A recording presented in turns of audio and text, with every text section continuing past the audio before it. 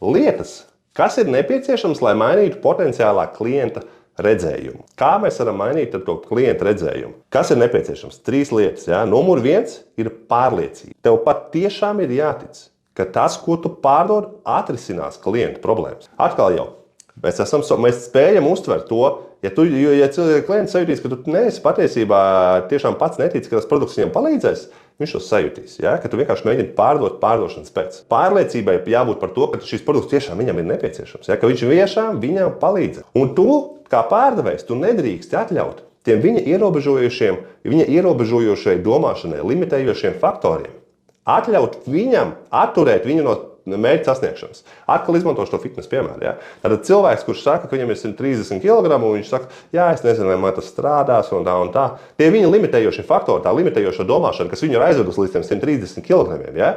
Tad mēs nedrīkstam atļaut tiem faktoriem, tai muļķīgajai domāšanai, atturēt viņu no tā, ka viņš uzlabo savu veselību un nomet to lieko svaru.